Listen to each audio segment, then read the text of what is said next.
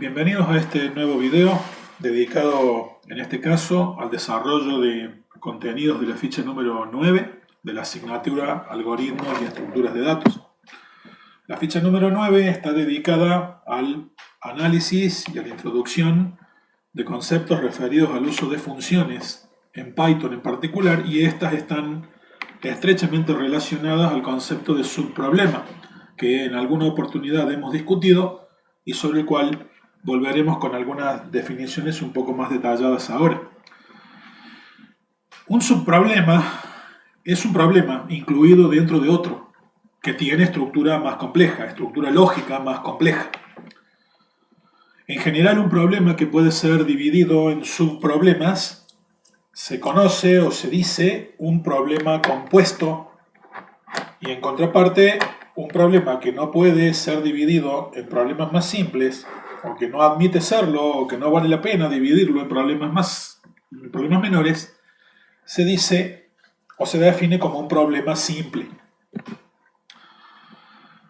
Un principio que es básico en el planteo de algoritmos para resolver problemas en programación consiste en tratar de identificar los subproblemas simples en los que pudiera estar compuesto un problema mayor o un problema compuesto, valga la redundancia, considerando que cada subproblema simple es también un problema que va a tener datos de entrada, ciertos procesos que se aplican a esos datos y se obtendrán como resultado, como salida de esos procesos, los resultados esperados con el enunciado del problema. Un esquema como el que muestro aquí a continuación muestra generalmente la idea. Un problema compuesto, marcado allí como el rectángulo más grande, tiene ciertos datos de entrada del lado izquierdo en este gráfico, y como resultado de aplicar los procesos que se suponen dentro del mismo, se obtienen los resultados esperados para el problema.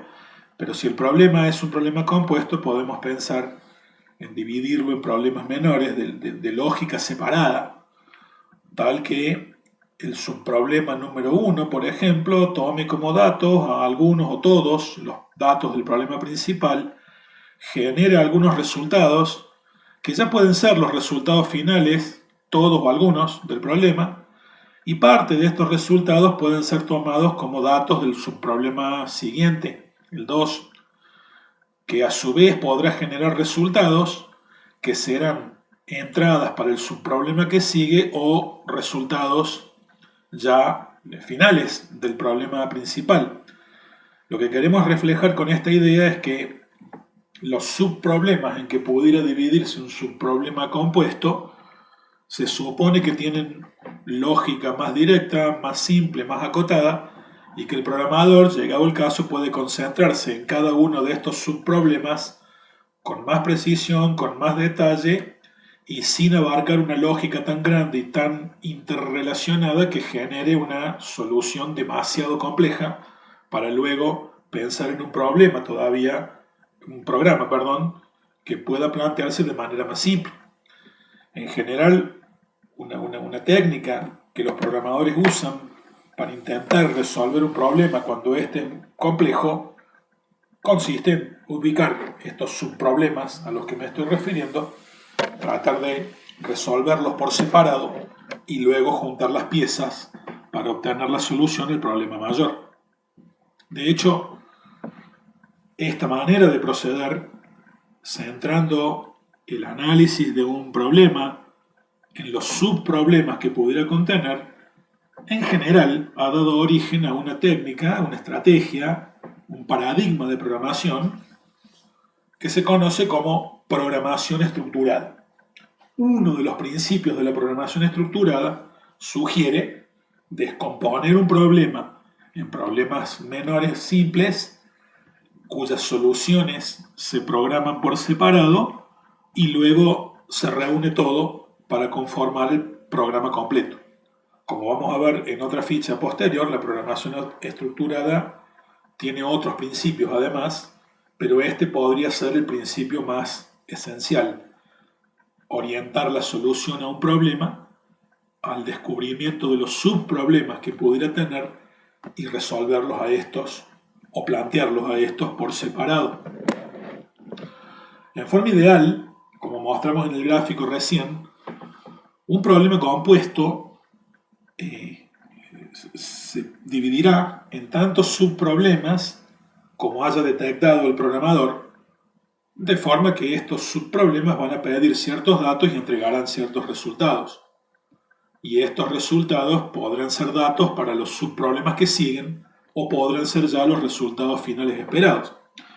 En la práctica es posible que la gráfica que mostré hace unos instantes, que aquí replico, no sea tan lineal ni tan directa como estamos mostrando aquí.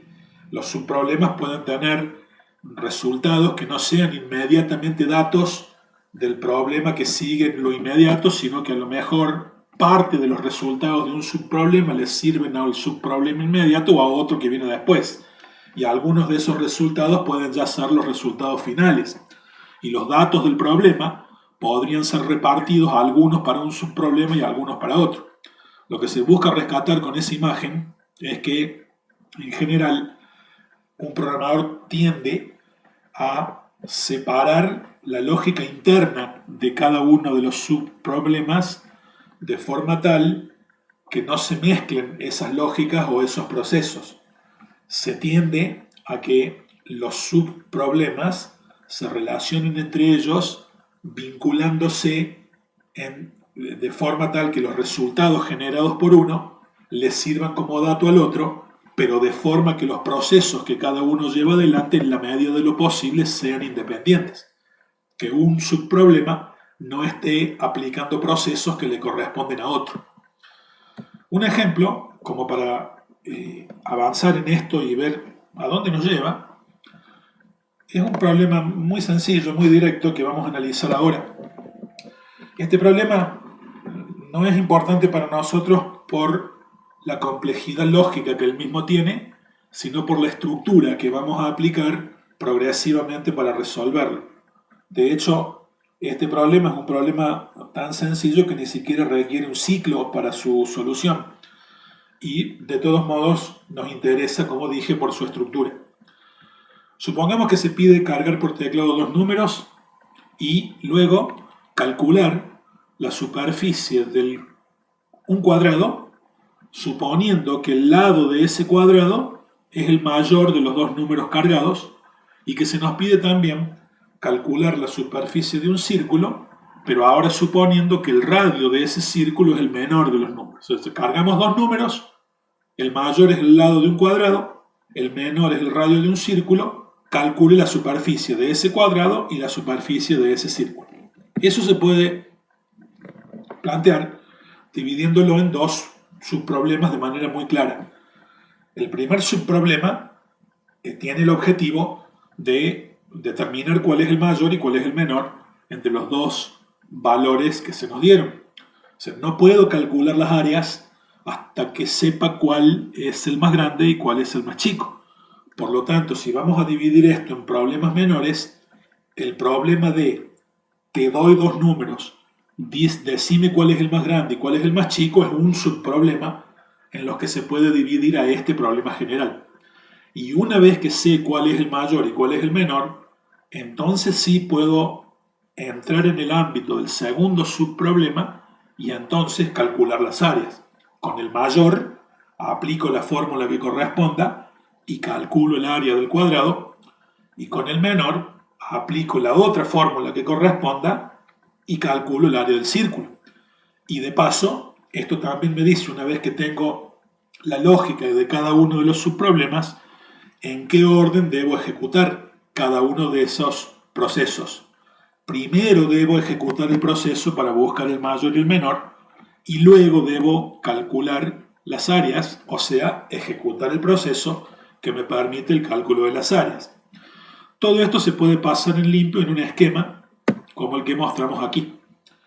Lo que vemos allí es una especie de diagrama de flujo primitivo, en el que la lógica de cada uno de los subproblemas no está especificada, sino que solo están planteados los subproblemas a nivel de título, o si se quiere a nivel de enunciado.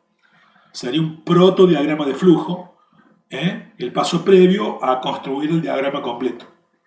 Con este diagrama lo que estamos buscando es resaltar la existencia de los subproblemas que hemos detectado y el orden en el que debe plantearse la solución de cada, o debe ejecutarse la solución de cada uno de ellos. Se supone que este programa, el proceso para resolver el problema, parte de la carga de dos datos que aquí estamos llamando A y B, que son los datos generales del problema compuesto original.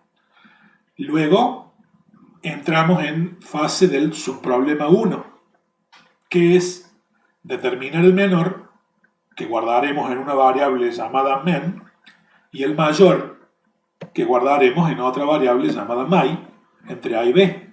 Quiere decir que para este subproblema entran como datos los valores A y B, y este subproblema se aplica solo para generar o determinar cuál es el menor, cuál es el mayor, y producir dos variables de salida que aquí estamos poniendo en un rectángulo punteado para indicar que en definitiva se trata de resultados temporales.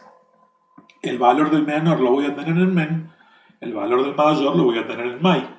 Esos dos valores son los resultados calculados por el subproblema 1, pero una vez que calcule estos dos, esos mismos dos se convierten en datos del subproblema que sigue, que ahora tiene el objetivo de calcular las áreas del cuadrado y del círculo. Este subproblema obviamente no necesita que yo cargue por teclado men y my. Los datos que se cargan por teclado son A y B, generales. El subproblema número 1, para resolverse, requiere que los compare. Al más chico lo ponga en men, al más grande lo ponga en my, y una vez que estas dos variables han sido asignadas, obviamente sin tener que volverlas a cargar por teclado, entramos en el ámbito del subproblema número 2, que toma el valor de men, toma el valor de my y aplica las fórmulas. Con uno de los dos calcula el área del cuadrado, que guardaremos en una variable a quad, y con el otro calcularemos el área del círculo, que guardaremos en otra variable que llamamos a circ. Las entradas de este subproblema serían men y my, y las salidas serían a quad y a circ. Estas dos ya serían el resultado general del problema compuesto original, y con eso el esquema de subproblemas estaría completo. Obviamente lo que está faltando aquí es indicar cuál es la lógica para resolver el problema 1 y cuál es la lógica para resolver el problema 2, lo cual podemos hacer en un diagrama de flujo clásico. El diagrama que mostramos allí muestra la estructura de la lógica completa, y aquí, si se observa, hemos mantenido la idea de identificar dónde hay subproblemas utilizando estas llaves al costado derecho y un recuadro en azul indicando quién es el subproblema número 1 y quién es el subproblema número 2, y haciendo un resumen del enunciado de cada uno de ellos a modo de etiqueta, como que estuviéramos etiquetando el gráfico. El programador en este caso está queriendo rescatar la idea de que detectó subproblemas y no quiere perder la secuencia de esos subproblemas o la identificación de los mismos por haber entrado en el detalle de la lógica. El diagrama nos está diciendo: cargue el valor de A, cargue el valor de B, aplique la solución para el subproblema número 1 hasta donde termina la llave, que es más o menos en este punto de unión, lo cual significa compare A con B. Si A es mayor que B y solo tengo dos variables, el mayor es A y el menor es B. Y si digo que no a esa pregunta, es al revés. El mayor es B y el menor es A. El hecho de que pudieran ser iguales los números no cambia la lógica ni se ve afectada en este caso, porque el resto entraría por el else y a los dos los guardaría lo mismo en las variables men y my. Cuando tengo el valor de my calculado por la rama verdadera o la falsa, no importa. O el de men calculado por la falsa o la verdadera, tampoco importa. Llegados a este punto y de ahí para abajo, entramos en el ámbito de solución del subproblema número 2, que es calcular las áreas. Insisto, llegado a este punto, los datos para calcular las áreas son los valores que quedaron guardados en las variables my y men, pero esas variables ya están asignadas con un valor, y que yo diga dato no significa necesariamente cargue por teclado. Este subproblema tomó los datos A y B y generó los resultados men y may. Y aquí los datos men y may ya están generados y guardados en dos variables. Aplico estas fórmulas. Para el área del cuadrado elevo el mayor al cuadrado y para el área del círculo aplico la fórmula pi por radio al cuadrado. Como el radio es el menor, elevo el menor al cuadrado y multiplico por pi o con una aproximación de pi. Y una vez que tengo esos resultados, los muestro y termino. Este sería el diagrama de flujo con la lógica completa, con la lógica final para resolver el problema. Insisto, haciendo algún rescate de cuáles son los subproblemas, marcándolos a ambos con una especie de etiquetado al costado derecho del diagrama, como se puede ver aquí con esos rectángulos de color azul. El programa en Python para resolver este problema podría verse como se indica allí. Se pide que se cargue el valor de A, se pide el valor de B, entro a resolver el subproblema número 1 y aquí de nuevo utilizo un comentario a modo de etiqueta para indicar que lo que sigue es el proceso que resuelve el subproblema número 1. Los comentarios en ese sentido son muy útiles para hacer lo mismo que en el gráfico está haciendo el recuadro de color azul y las llaves. Bueno, aquí si el valor de A es mayor al valor de B, asignamos con asignación de tupla los valores men A en las variables, BA en las variables men may y por el else al revés. Luego, con ese subproblema ya resuelto, entramos en el dominio del subproblema número 2. Otro comentario para indicar lo que sigue y aplicamos las fórmulas. El área del cuadrado, el área del círculo. Cuando ambos subproblemas han terminado de resolverse, cuando ambos procesos fueron corridos, muestro los resultados y con eso el problema está resuelto. Ahora bien, así como podemos pensar la solución del problema en términos de subproblemas que se planteen por separado, identifico esos problemas por separado y de alguna manera en el esquema gráfico indico dónde hay un subproblema y dónde está el otro. El gráfico lo podemos plantear así, con esa especie de etiquetado que hemos hecho, pero también podemos plantear el gráfico de manera tal que la visualización esquemática de los subproblemas sea más evidente, más física que este etiquetado que hicimos aquí. Se puede pensar que cada uno de los subproblemas que queremos resolver en un diagrama de flujo se dibuje como procesos separados y cuando uno plantea en un diagrama de flujo un proceso por separado en el gráfico, en general, en la jerga de los diagramas de flujo habla de subrutinas o también subprocesos. Una subrutina o un subproceso en un diagrama de flujo sería un diagrama de flujo menor que muestra la lógica para resolver un subproblema que haya detectado el programador. Y un diagrama de flujo puede adaptarse con sencillez para esquematizar eso. El diagrama que mostramos recién podría plantearse separado en subrutinas como se muestra aquí. Contaríamos con un diagrama principal, con el símbolo de apertura, como siempre en un diagrama de flujo, la carga de datos. Y luego, en vez de graficar la lógica que resuelve el subproblema número 1, dejamos planteado que allí habría un proceso para resolver un subproblema, y lo que hace el programador para indicar que allí deja planteado que va un proceso, utiliza este símbolo hexagonal de bases alargadas y dentro de ese símbolo, al proceso que vamos a graficar en otro lado, pero que tiene el objetivo de resolver ese primer subproblema, el programador le pone un nombre. El nombre que yo elegí para este proceso, para esta subrutina que dejo planteada, es ordenar. Vamos a ver de ahora en adelante que va a ser muy común que un programador no solo invente nombres para las variables que su programa va a utilizar, sino que también invente o diseñe nombres para los procesos o subrutinas separadas que el programador quiere plantear para dividir su programa, en subprocesos que sean más manejables. Aquí estoy indicando, mire, hay un proceso que se llama ordenar, identificamos el proceso con un nombre y con un par de paréntesis a la derecha del nombre. Ese par de paréntesis me está indicando que la palabra ordenar refiere a una subrutina o a un subproceso o a un proceso que se grafica por separado. En cambio, el nombre de una variable se coloca solo sin los paréntesis al costado. A continuación, indicamos que aquí va otro subproblema, el subproblema que se llama áreas. También designamos un nombre para él. También indicamos que se trata de un subproblema o de un proceso separado, de una subrutina, colocando un par de paréntesis vacíos a la derecha. Y esto está indicando que tanto la gráfica del proceso ordenar como la gráfica del proceso áreas se van a graficar por separado en este esquema.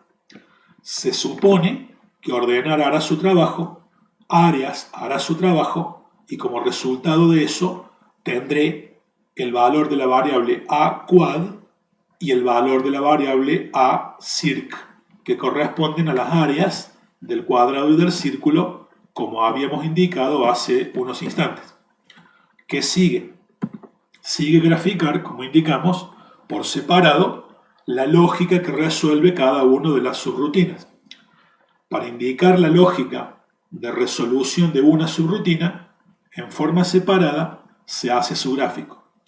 Para indicar el inicio del gráfico de una subrutina, volvemos a repetir el símbolo hexagonal con el mismo nombre que le pusimos en el diagrama principal, como si ese símbolo fuera el símbolo de inicio, y a continuación simplemente planteamos la lógica, el diagrama de la lógica que corresponde a esa subrutina. Aquí están viendo que estoy haciendo lo mismo que antes habíamos hecho en el programa, en el diagrama general que hicimos en la otra placa. Para indicar que la lógica que resuelve a este subproblema terminó, en vez de utilizar el rectángulo de puntas redondeadas con la palabra fin, simplemente colocamos una línea horizontal al final de la gráfica de la subrutina para indicar que allí ese proceso se terminó. ¿Cómo entiende esto un programador? Y bueno, lee primero el diagrama principal. Si el diagrama está dividido en varios pedazos, como aquí se ve, centramos nuestra atención en el que se indica como diagrama principal, que se identifica porque es el que lleva el símbolo de inicio y el símbolo de fin tradicional. Cuando el programador observa que en el diagrama principal aparece un símbolo de estos, le están diciendo que ese proceso está graficado en otro lado. Salto al lugar en donde está hecho el gráfico, observo la lógica, sigo la lógica, entiendo lo que está pasando allí, y cuando me dicen que allí terminó, regreso al punto desde el cual salté para continuar con el diagrama, en este caso con el gráfico del subproblema áreas, que obviamente hay que graficar aparte, como estamos haciendo allí a la derecha. El subproblema áreas se resuelve con esta subrutina que estamos indicando aquí, que como pueden ver solo contiene el cálculo de las dos áreas en la forma que indicamos recién.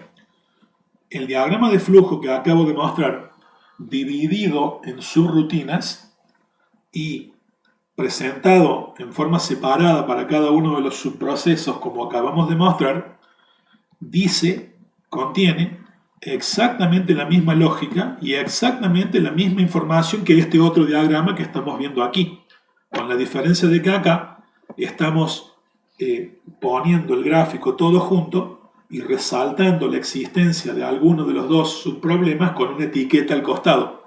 En cambio, con el gráfico que estamos haciendo aquí, cada una de las subrutinas se grafica por separado y estructuralmente el diagrama se organiza de otra manera, pero la lógica no ha cambiado en absoluto y simplemente esto consiste en una técnica para hacer el diagrama con una orientación un poco más detallada a la identificación de subproblemas y los procesos para resolver esos subproblemas, que es muy común que los programadores utilizan.